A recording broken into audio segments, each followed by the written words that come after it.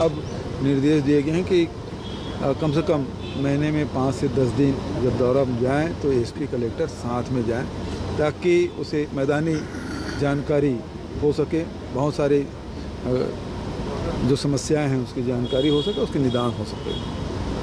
साथ ही chit fund company की समीक्षा की गई और पूरे देश में हमारे छत्तीसगढ़ पहला राज्य है जहां वापसी की प्रक्रिया प्रारंभ हो गई है, जिसमें राजनांदगांव और बिलासपुर में हालांकि छोटी राशि है लेकिन वापसी की प्रक्रिया शुरू हुई है। बहुत सारे हैं जो कुर्की के लिए आदेश के लिए इंतज़ार कर रहे हैं। बहुत सारे जो डायरेक्टर हैं उसमें गिरफ्तारियां हुई हैं और जो कुछ जो केस हैं वो सीबीआई के पास है, कुछ केस है जो लोढ़ा कमेटी के पास है, उससे भी जानकारी शेयर करने के और हमारे छत्तीसगढ़ की स्थिति के बारे में जानकारी देने के साथ ही जब इस मामले में चिट फंड कंपनी के बारे में जब समीक्षा बैठक होगी तो उसमें जो एजेंट के जो लीडर हैं उसको भी बुला के और जानकारी ले जाए, ताकि उस संपत्ति की वास्तविक जानकारी हो सके, ताकि हम निवेशकों के पैसा वापस कर सकें। उसके साथ साथ जो पिछले समय नक्सली घटना में जो आदिवासियों को जो गिरफ्तारी हुई थी, जिसमें निर्दोष लोग भी अभी तक के जेल में निरुद्ध हैं, ऐसे प्रकरणों में तेज़ी लाने के लिए फास्ट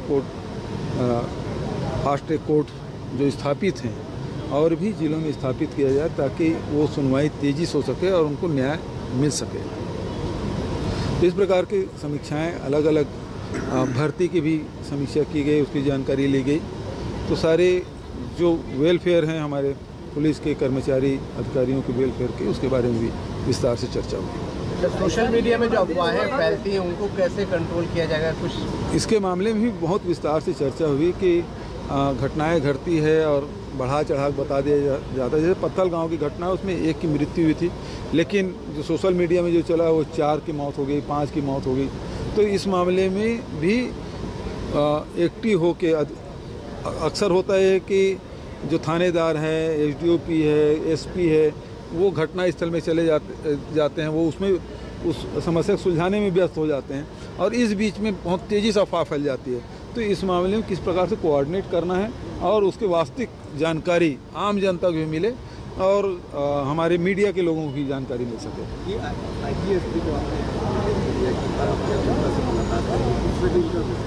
देखिए, जनता से भेंट मुलाकात करना, पत्रकारों से मिलना, तो उससे जो समाज में घटित घटनाओं के बारे में उनको वास्तविक जानकारी हो जाती है। अन्यथा होता ये है कि जो अधीनस्थ अधिकारी कर्मचारी जो फीडबैक दें उसी के आधार पे उसी को सच मान लेते हैं। लेकिन यदि आम जनता से भी मिलते रहेंगे और जनप्रतिनिधियों से मिलते रहेंगे, पत्रकारों से मिलते रहेंगे, सामाजिक क्षेत्र में काम करने वालों से मिलते रहेंगे, तो उसमें जानकारी भी मिलेगी और सही जानकारी के आधार पर भी निर्णय भी वो अच्छे से कर पाएंगे। इसलिए भेंट मुलाकात के लिए भी निर्देश एसपी और कलेक्टर दोनों को दिए गए। उत्तर प्रदेश में प्रियंका गांधी जी ने मोबाइल लेने की बात की है। भारतीय जनता पार्टी के लोगों का ये कहना है कि हम जब दे रहे थे तब विरोध कर रहे थे, हमारा मोबाइल जो रखा था वो हस्ताहर हो गया, कबाड़ हो गया, इस तरह की बात वो कह रहे हैं। इस पर क्या कहना है? उन्होंने स्कूटी और लैपटॉप देने की बात कही है, तो वहाँ के आवश्यकता के हिसाब से उन्होंने निर्णय लिया।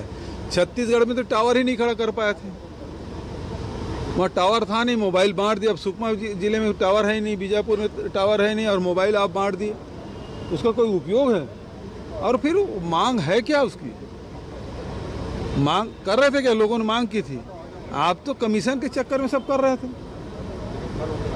तो दोनों योजनाओं में बहुत अंतर है। गरिया मंत्री सैलेन को एक दिन का कलेक्टर बनाया गया है, बहुत बड़ी बात नहीं। कलेक्टर मतलब मैंने तो सीधा वो उनकी इच्छा थी कलेक्टर बनने की। आप सब जानते हैं कि उसकी परिस्थिति क्या है, लेकिन उसको हमने चीफ सेक्रेटरी से मुलाकात करा दी, डीजी से मुलाकात करा दी, सारे वरिष्ठ अधिकारियों उनके साथ फिर भोजन भी कराया। वो बड़े खुश हैं कि यहाँ मंत्रियों से भी मुलाकात हुई, उनसे बातचीत भी की उन्होंने। छत्तीसगढ़ पिछड़ा हुआ है, इसके लिए कुछ निर्देश आपने अधिकारियों को जारी किए हैं। आपने उस मसले पर कुछ कहा है कि किस तरह से उसको कोऑर्डिनेट करना चाहिए?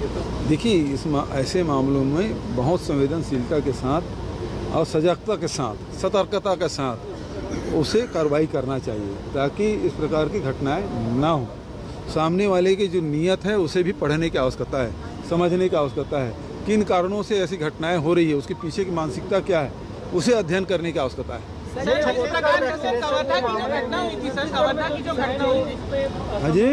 अजय चंद्रा ने ट्वीट किया है कि छत्तीसगढ़ में जो चीज है नहीं, मुख्यमंत्री ने अपना समय को बर्बाद कानून व्यवस्था मीटिंग को लेकर मीटिंग को लेकर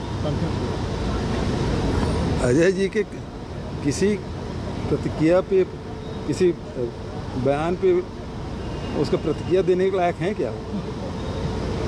सर, कवर्धा की जो घटना हुई है सर, बार बार ये कहा जा रहा है कि आप बीजेपी के लोग प्रदेश का माहौल खराब कर रहे हैं। क्या ऐसी परिस्थितियों से निपटने के लिए कोई व्यापक चर्चा? देखिए, भारतीय जनता पार्टी के पास अब कोई काम रहा नहीं छत्तीसगढ़ में। वैसे भी जनता उसको नकार दी, 15 साल उनको मौका दिए, लेकिन उन्होंने छत्तीसगढ़ को न समझे, न छत्तीसगढ़ के लोगों भावनाओं के अनुसार कोई निर्णय लिए। छत्तीसगढ़ की जो पहचान है उसे मिटाने का काम किया, चाहे वो राजिम पुन्नी मेला से लेकर और दूसरे जो राम वनगमन पथ तक के आप देखेंगे तो हमारे अस्तित्व को मिटाने में भारतीय जनता पार्टी लगी रही। और अब हमको जब मौका मिला है तो सारे हमारी जो संस्कृति है, हमारी पहचान है, हमारी बोली है, हमारी भाषा है, हमारे राजगीत है, सबको हमने लिया है। साथ ही हमने किसानों के लिए, आदिवासियों के लिए, महिलाओं के लिए, युवाओं के लिए, व्यापारियों के लिए, उद्योग के लिए सब कुछ ऐसे निर्णय लिए। तो इनके पास अब कुछ मुद्दा रहा नहीं, तो उनके पास केवल 2 मुद्दे हैं, एक धर्मांतरण और दूसरा जो है सांप्रदायिकता। ये दोनों में उसकी मास्टरी है, जबकि छत्तीसगढ़ में वो स्थिति है ही नहीं। जो प्रायोजित करने की कोशिश करेंगे वो मुँह की खाएंगे। बहुत आसानी से। ये छत्तीसगढ़ ऐसे लोगों को चिन्हित करने की जरूरत है जो लोग इस प्रकार से कर रहे हैं, उसे पहचानने की जरूरत है, उसकी मानसिकता को जानने की जरूरत है और प्रोएक्टिव होकर काम करने का आवश्यकता है। एक सवाल है सर, लगातार शहरों में देखा जा रहा है गुटखा बारों में, खासकर होटलों में परोसा जा रहा है, उसके लिए कुछ निर्देश दिए? आज मैंने सारे एसपी आईजी के कॉन्फ्रेंस में स्पष्ट निर्देश दिए हैं कि छत्तीसगढ़ में एक भी हुक्का बार संचालित नहीं होना चाहिए। सर, ये छत्तीसगढ़ में वैक्सीनेशन की कमी देखी जा रही है। सबसे बड़ी जब महामारी आई तो भारत को सवाल उठने लगे कि भारत महामारी का सामना कैसे कर पाएगा और वैक्सीन के लिए पैसा इतने कहाँ जुटा पाएगा, और वैक्सीन अगर भारत को मिलती है तो क्या सब लोगों को मिल पाएगी? देखिए, देश की क्षमता पे कोई प्रश्न नहीं उठाया है। भारत देश के और भारत के लोगों की क्षमता पे, योग्यता पे कोई प्रश्न नहीं है। प्रश्न मोदी सरकार की नीयत पे, कि जब यहाँ वैक्सीन बन रहा है तो उस समय जब ज़रूरत थी तो विदेश भेज क्यों रहे थे, और जब यहाँ ज़रूरत थी तब राज्यों पे आपने सौंप दिया। जब आप राष्ट्रीय आपदा घोषित कर चुके हैं और उसके हिसाब से आप गवर्न कर रहे हैं तो फिर वैक्सीन आप उपलब्ध कराएं। फिर भी हम लोगों को कहा था, सबसे पहले छत्तीसगढ़ है जो उन्होंने कहा कि हम खरीदेंगे, हम अपने लोगों को वैक्सीन के पैसा देंगे, और हमने देना भी शुरू कर दिया था। बाद में वो निर्णय वापस लिए। तो सवाल योग्यता का नहीं है, भारतीयों के योग्यता पे कहीं कोई प्रश्न कोई लगा ही नहीं सकता, न भारत के लोगों पे, न भारत की सेना पे, न भारत की बौद्धिकता पे। सवाल तो उसकी नीयत पे है कि आप प्रधानमंत्री सहायता कोष होने के बाद भी आपने जो राशि इकट्ठा करने का जो निर्णय लिया और उसे आप आरटीआई के दायरे से बाहर करके रखा है। आज भी सवाल पूछ रहे हैं, वेंटिलेटर भेजे, उसका क्या हुआ, वो चले कितने? सारे देश भर में जितने राज्यों में भेजे वो कोई चल ही नहीं रहा। उस पैसे का दुरुपयोग कर रहे हैं, उससे सवाल पूछ रहे हैं, उसका कोई जवाब नहीं। ये वैक्सीनेशन के जो आंकड़े आए हैं उसमें, हाँ जी, वैक्सीनेशन के जो आंकड़े आए हैं उसमें छत्तीसगढ़ पिछड़ा हुआ नजर आ रहा है। इसकी क्या वजह नजर आ रही है? कोई पिछड़ा हुआ नहीं है। देखिए वैक्सीनेशन के मामले में क्या बीजेपी श्रेय की राजनीति कर रही है? देखिए, जहाँ तक ये वैक्सीनेशन पहले कर लेते, विदेश नहीं भेजते, सारे उत्पाद को आप यहाँ के लोगों को लगाते तो बहुत सारे लोग जो पीड़ित हुए, बहुत सारे लोग हैं जिसकी मौतें हुई, वो बचाया जा सकता था। ऑक्सीजन आप उपलब्ध करा देते तो हजारों हजार लोगों की जानें बच सकती थी, जो कि आप नहीं किए। आप तो पश्चिम बंगाल में दीदी वो दीदी करते रहे और लोगों को मरने के लिए छोड़ दिया। और दूसरी बात है, छत्तीसगढ़ में 60% से 60 से ऊपर उम्र के लोगों के 93% वैक्सीनेशन हो गया। 45 से अधिक उम्र वालों के 60% वैक्सीनेशन हो चुका है। जो फ्रंट लाइन वर्कर है उनके तो 100% हुआ है। जो हेल्थ वर्कर उनका 100% हो गया। तो छत्तीसगढ़ पीछे ही नहीं है। सवाल इस बात का कि आप वैक्सीन उपलब्ध तो कराएं। वैक्सीन ही नहीं उपलब्ध करा रहे तो हम लगाएं किसको? कहाँ से लगाएं, किसको लगाएं? आप उपलब्ध कराएं। छत्तीसगढ़ में रोज़ 3 लाख 4 लाख लोगों को वैक्सीनेशन करने की हमारी क्षमता है। हमारी क्षमता पे आप प्रथमवाचक चिन्ह नहीं लगा सकते। सवाल यह है कि वैक्सीन उपलब्धता की है। सर उत्तर प्रदेश चुनाव को लेकर एक